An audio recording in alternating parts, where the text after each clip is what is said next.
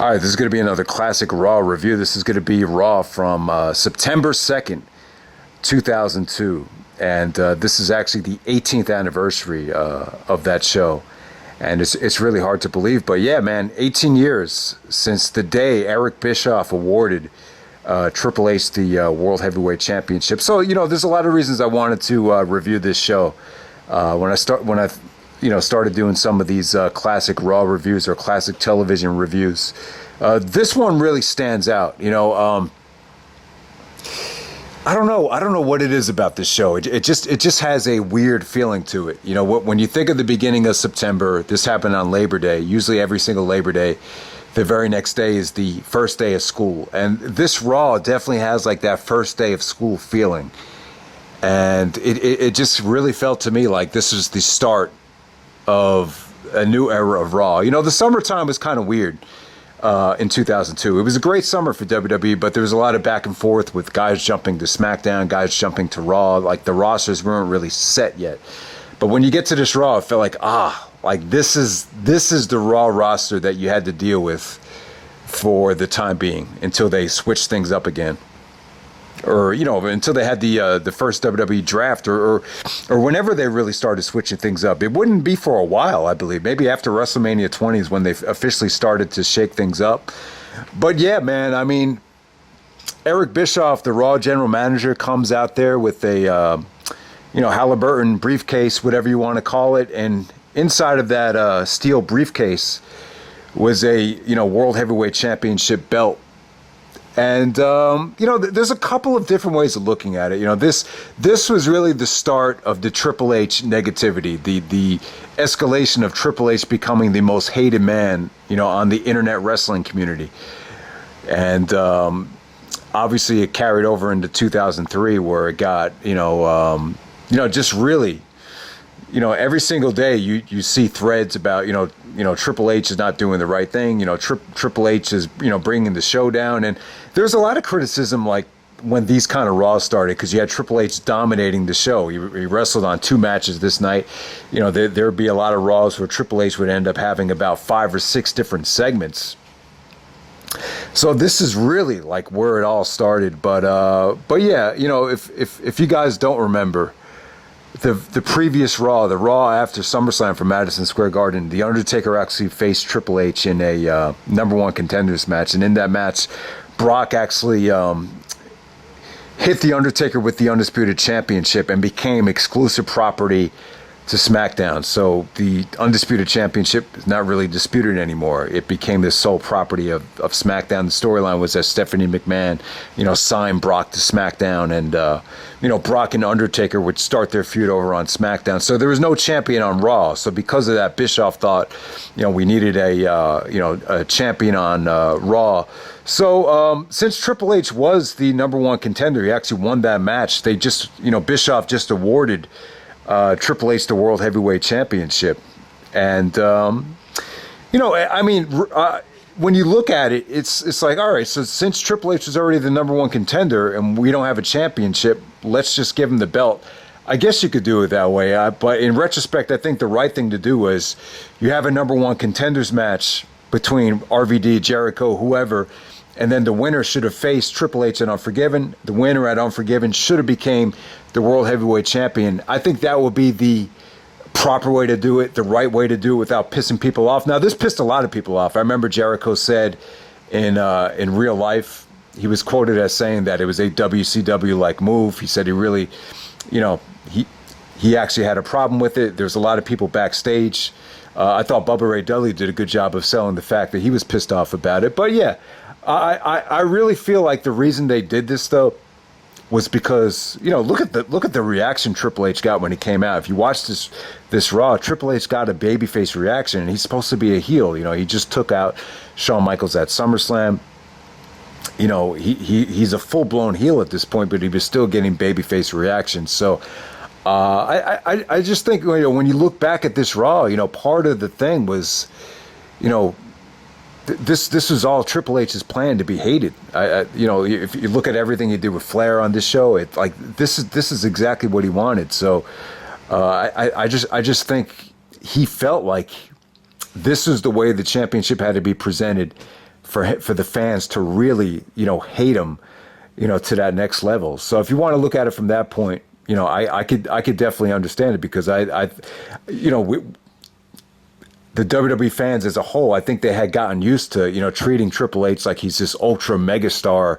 The return was set up so well. He's still, the fans still really, respected him on a different level. So this is probably what you had to do for Triple H to become, the most hated man in the business, which is what he wanted. So yeah, the segment was pretty cool. Bischoff was kind of like sucking up to Triple H, and I it's funny because I don't think Bischoff was like it came out that he really wasn't that big of a Triple H fan, really not that big of a Triple H supporter. But, the storyline kind of called for him to constantly kiss Triple H's ass. And then, vice versa, Triple H was kissing Bischoff's ass, kind of, giving him what he wanted, saying that, Brock Lesnar didn't have the balls to compete on Raw. So that's why he went to SmackDown. He said basically Brock doesn't belong in the same ring as him. He said that nobody deserves to be the World Heavyweight Champion more than me. And then Flair comes out. So we had a segment between Flair and Triple H and Bischoff. And then when Flair comes out, he's basically, saying that, he's saying, I don't have a problem with anyone saying Triple H is the man, but the problem I have is that you held that one time, I've held it 16 times, and I never had that championship awarded to me. So, you get this is all kind of, teasing, playing along into the whole Triple H and Ric Flair, not getting along at first. Maybe they're not really getting along at this time, but eventually Flair sided with Triple H at Unforgiven later on that month. But at that time, Flair challenged Triple H for the belt. Triple H is very respectful, but the segment ended with Triple H giving Flair a cheap shot to set up a world title match later on that night. So overall, I thought it was a cool segment, but at the same time, it did have a little bit of a dark feeling to it, and like I was saying, man, it's like this was the start of Triple H just kind of dominating Raw, and I don't think the show was like that bad when you look back at it in retrospect, but when you compare it to what was going on, like say like in the summer of 2000. Like it probably took a lot of getting used to for the these brand extension Raws where you're seeing Triple H in 5 or 6 segments throughout the whole show. And then the next thing I'll talk about is the Bubba Ray Dudley segment. So Triple H is basically shaking everyone's hand backstage. Bubba actually walks right by Triple H and kind of bumps him. Then Triple H is like, "You got a problem?" And then Bubba's like, "Yeah, I do, champ." He's like, "You see, I never had that world title, just handed to me on a silver platter." So basically, a good segment by Bubba. You could tell Bubba was really pissed off. You saw great tension between Bubba and Triple H, and this set up a match between them, I believe, a week later on Raw. So, yeah, at the time, Bubba was, split up from the Dudley Boys. Devon was doing his thing on SmackDown. Bubba was doing his thing on Raw, tagging up with Trish on this night. But eventually we did get a Bubba and Triple H match the very next week on Raw. So we have the Triple H versus Ric Flair match. So Flair and Triple H had a, match kind of like the 10 o'clock segment of the show. Really not much to talk about there in terms of, Triple H Flair, in terms of where this stands. This is not definitely their best match. I feel like the best Triple H and Flair match from Raw was the Raw after Judgment Day 2003. It had a really good story to it. That's definitely something to check out. I believe it was from Greensboro, North Carolina, where Flair was just treated like a god in that match. Yeah, this might have been some of the weakest stuff that they did together, where you have babyface Flair going up against heel Triple H. That's the way it usually always was with their matches. But really, this match didn't really have a proper finish. Jericho comes down, puts Flair in the walls of Jericho. Rob Van Dam comes out of nowhere, makes the save, bumps Triple H on the way down. And yeah, we have a somewhat of a brawl between Triple H and Rob Van Dam, believe it or not. And yeah, Van Dam gets a monster pop Jericho and Flair actually had a great segment too, where Jericho's kind of mocking Flair, and then Flair basically goes back at him and says, "You mean this 53?" I think Jericho called him a 53-year-old has-been, and then Flair actually beat him with the figure four at SummerSlam. So he said, "I'll tell you what Bischoff was thinking, giving me a world title match when this 53-year-old has-been beat you at SummerSlam with the figure four." So yeah, but I mean, overall, the Triple H and Flair match, it just, I don't know, it just felt like they were conserving energy. You kind of felt like with Flair's character here, Flair just had a weird summer going from the evil owner, going back to babyface, then going back to heel. This is definitely a transitional time for Flair. You could definitely kind of feel it in the way he was, delivering his promos, the way he was wrestling. Flair actually said at this time that he was going through some confidence issues. Undertaker in his documentary actually, brought it up as well. Talked about how, he felt like he was going through the same thing Flair did. And I could definitely see that, because, Flair was 53 at the time, which is really not that old, like looking back on it. But, it's gotta, you gotta have some self-doubt if you're that old and you're going against guys that are, 20 years younger than you. Eventually you're gonna, deteriorate. I mean, Flair was all right at the time, but, even when you look back at what Flair was able to do in '94, I mean, it was definitely a drop-off. And I just think that's what he was dealing with at the time. But yeah, man. And then you had a segment between Triple H, Jericho, and Bischoff. The original main event was supposed to be Jericho versus Van Dam for the Intercontinental Championship, but Triple H got Bischoff to change it. So once again, like the Raw really shows you the power trip Triple H was on, kind of behind the scenes and even on camera as well, where he was basically bitching and ordering Bischoff like exactly what to do. And so because Van Dam, kind of cheap shot at Triple H, Triple H was like, "I want RVD tonight. I want a shot at RVD." And Bischoff was like, "Well, I can't change the match." And Triple H was, adamant that they changed the match. And so Jericho was like, "You're not going to change." So Jericho comes out of nowhere and is like, "You're not going to change the match for this piece of trash." So, Jericho and Triple H, even though they were both heels, they were constantly like arguing and kind of, you saw a lot of tension between them, even though they were kind of forced to work together as heels a lot during the fall of 2002, which I always thought the dynamic there was interesting with them both as heels. But Bischoff came to a solution that they would change the main event to a tag match. So ultimately it ended up being, Ric Flair teaming up with Rob Van Dam to take on Triple H and Chris Jericho in the main event. So let's get to the main event now. We have Van Dam and Flair taking on Jericho and Trips in the main event here. And the match wasn't bad at all. For as old as Flair was, I got to give him credit. I thought he performed pretty good. Given that he had to go out there and wrestle 2 matches at his age. Van Dam was over as hell. I thought Van Dam definitely came off like he was world championship material. This might have been the only time Triple H put over Rob Van Dam. So yeah, I mean, you just had good stuff here. You had hot tags. You had Jericho and Flair really going at it. They were still like in the midst of their feud. You had Jericho putting Flair in the walls of Jericho. Van Dam did a beautiful counter to the pedigree. Van Dam actually hits the Van Daminator actually on the world title. How symbolic is that? The night that Triple H was awarded the world title, of all people, Rob Van Dam hits the Van Daminator on the world title and hits Triple H with the frog splash. You got Van Dam celebrating with the Intercontinental Championship and the World Championship to end the show. And obviously you kind of think that would be enough for Van Dam to get the title shot, but he still had to win the Fatal 4-Way #1 contenders the very next week on Raw. So yeah, man, I mean, all that stuff was great.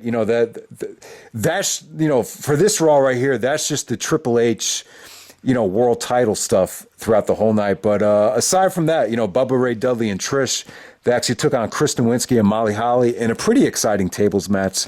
Storyline there was that Chris Nowinski wanted to bust open Molly's hymen that went over a lot of people's heads, but I think that went along with Molly not losing her virginity yet. She actually got her pants pulled down by Trish, and she had like on these granny panties. Booker T actually went over William Regal.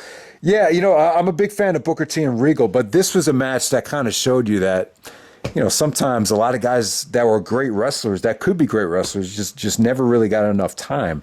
It seemed like, looking back on it, the only one that was able to get anything great out of Regal in the WWE was Benoit. The Un-Americans actually took on Kane in a handicap match, which is pretty good stuff. The story there was that, it was Labor Day, and, Lance Storm and Christian were kind of bad-mouthing, how, Americans celebrate Labor Day even though they're fat and lazy and they take a day off.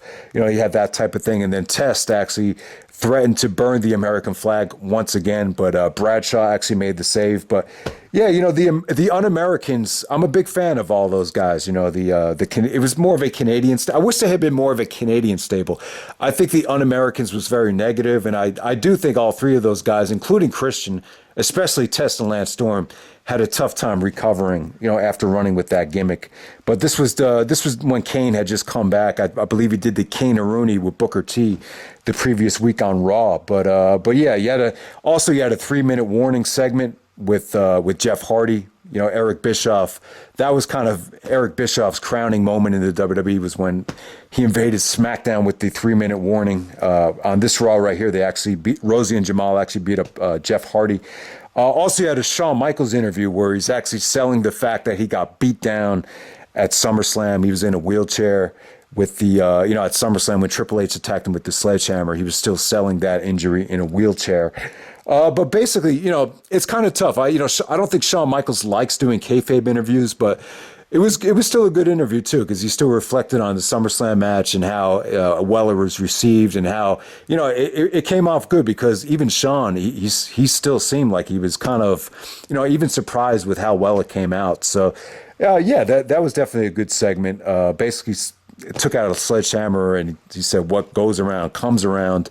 I think he even said, Triple H, don't hunt what you can't kill. That actually became like a HBK t-shirt. So kind of sets up that Shawn Michaels would get his revenge down the road.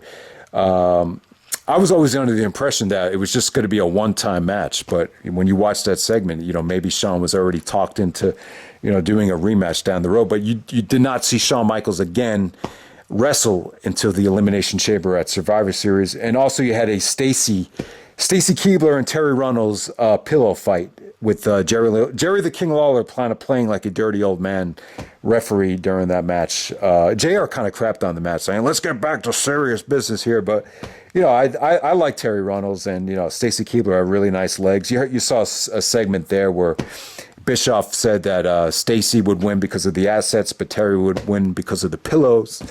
And then Stacy had a nice line to Terry. Basically tells her, "Well, at least my pillows are real." So you had that whole thing there. You also had some Big Show stuff. Big Show took on Tommy Dreamer, with Dreamer actually getting the upper hand. Basically, Big Show trying to prove to Eric Bischoff that he deserves to get a title shot. He was bitching about how Triple H should not have been handed the World Heavyweight Championship. So yeah, man, pretty dark Raw when you look back on it, because I think when you look back at this time, you kind of see like, oh man, Triple H has just awarded the world title. It started this whole wave of Triple H negativity, but this was the whole plan for Triple H to become champion, side with Flair, start Evolution, become hated, the most hated heel maybe ever. And yeah, man, but this is just where it all started. It was September 2nd, 2002, the Labor Day right before school started. Just wanted to talk about this show. So yeah, if you have ever seen the show, let me know what you thought of it. And I'm out. All right.